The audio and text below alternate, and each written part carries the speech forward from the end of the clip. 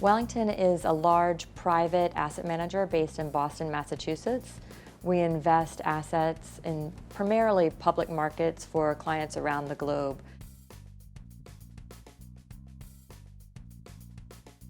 Our sustainable investment philosophy is partner, invest, engage.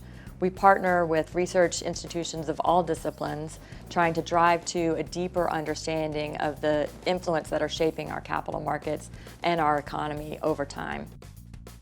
We use those insights to inform our investments in the pursuit of better outcomes for our clients. And finally, we engage with the companies that we're investing in and to help them shape their strategy to overcome some of these risks, such as physical climate risk or other issues that are related to sustainability. In September of 2018, we announced a collaboration with Woods Hole Research Center, which we're really excited about. And the goal there is to assess climate science and climate change and its effect on the capital markets. And so we view climate change as a risk, and like any other risk in our client portfolios, we want to have an informed view on it. We have 6 key climate variables that are under study this year. They are heat, drought, wildfire, hurricane, flood, and water access. And what we're attempting to do is to really understand those variables, the best measures of them, put them on maps, then place capital market insights on top of those maps. We're calling this process integrated spatial finance. So spatial finance is the visual of the maps. The integration is really with our investors who have years and years of experience and insight with these companies and sectors. And so they help us add more questions and analysis into the maps and into the capital market overlays. And from a societal perspective, of course, there's a big idea here, which is that if we can influence pricing in capital markets, that could actually affect change quicker than more political discussion may. People often ask, how do you use climate research to make investment decisions or to help shape your portfolio? We can take our climate models and we can take some of our climate analysis and get a really good sense for areas in the world for which the adversity based on rising temperature or drought conditions will make agricultural productivity much worse in the future.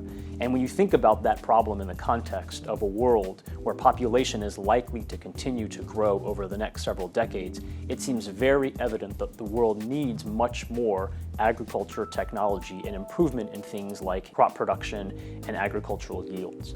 And so that can take you to a handful of select companies that are focused on agricultural technology, things that improve crop protection, that improve the efficiency of when you irrigate, where you irrigate, when you deploy seeds, where you deploy seeds, to make every acre of land more productive today than it has been in the past, because that's what the world will need based on the climate adversity that our models are suggesting.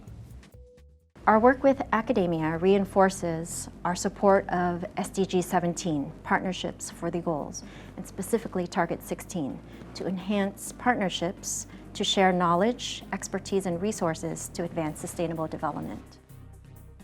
So for several years, we've worked with professors from leading academic institutions, including Harvard Business School and Tufts University. If you step into a classroom, you'll hear not only strong debate, but also determination and excitement among students that represent the next generation that will inherit this world. And what we've been sharing is our insights and lessons learned. And with these ongoing dialogue, it's created a virtuous cycle, a feedback loop on very complex challenges that have real potential for solutions.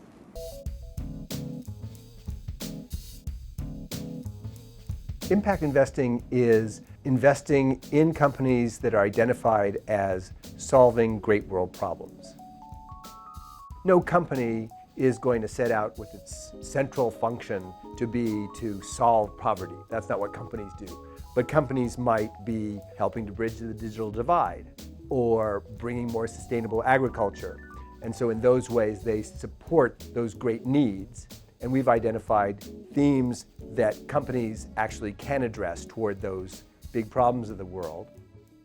Toward the SDGs of quality education and reducing inequality, We have one company in the portfolio that is giving education in vocational and tertiary courses for over 1 million students at the lower end of the socioeconomic scale in emerging markets.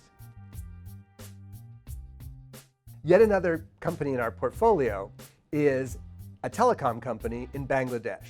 They have made it their central focus to get data and telecom services out to rural areas.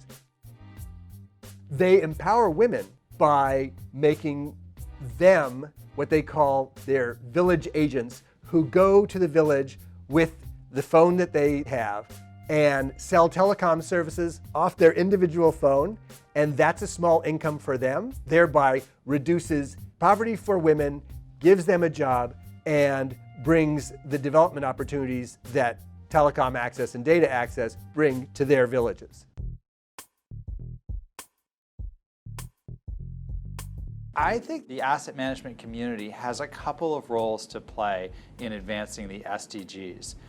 The one that most people think about really first is advocacy. That is, getting companies and managements to make changes so that they are engaging in activities that are more aligned with the SDGs, whether that is improving their environmental practices, their social practices, doing something that is better for their workers. But there's also a second role that's really important, and that is in the allocation of capital itself. Just by providing capital to better, more sustainable companies, to more impact issuers, we are going to lower the cost of capital for those companies and conversely raise the cost of capital for the less good actors. And that is going to be really important in using the markets to advance the SDGs. Economic development is a messy concept. And the first thing to do to try and make it investable is to break it down into its component parts. The way we've thought about breaking it down in our team is into 4 main categories. The first is enhancements in productivity. The second is improving living standards. The third is sustainability. And then the fourth is inclusiveness. And what we do in our team is to go hunting for investment ideas and themes related to those 4 big structural areas of economic development over time. So my lens into the investment world is really focused on emerging markets. But the more research I do, the more travel I do focused on the idea of economic development, the more I realize it's not an emerging market issue alone. Many of the requirements to improve social mobility, inclusiveness, to generate more stable economic outcomes over time, to allow a broader number of people within the population to benefit, those are as urgently needed in the developed world as they are in emerging markets. So what does engagement mean for Wellington Management? Our ESG integration and engagement philosophy is based on 2 core tenets. The first is a belief that material sustainability issues and ESG issues are, at the end of the day, strategic business issues that can impact financial performance. So we want to focus on identifying them, analyzing them, and bringing them to our portfolio managers so they can be incorporated in financial decisions for their clients. It doesn't just stop at the research. The second tenet of our engagement process is a belief that as informed and active owners, we have a responsibility as a fiduciary for our clients to speak up when we see the opportunity for improvement. And that is where engagement comes in. Through our partnership with the Woods Hole Research Center, we'll be able to raise awareness with the companies at the highest levels about what the science is telling us and where they're most vulnerable, and we'll encourage them to invest in their own resilience efforts because we'll have the evidence that they need to justify those investments. I think more and more investment firms are recognizing the potential growth of the companies that are aimed at solving these world's pressing problems or aimed at addressing the UN SDGs. So I think you'll continue to see asset managers focus their efforts on achieving these goals, and that you'll continue to see increased innovation towards that end.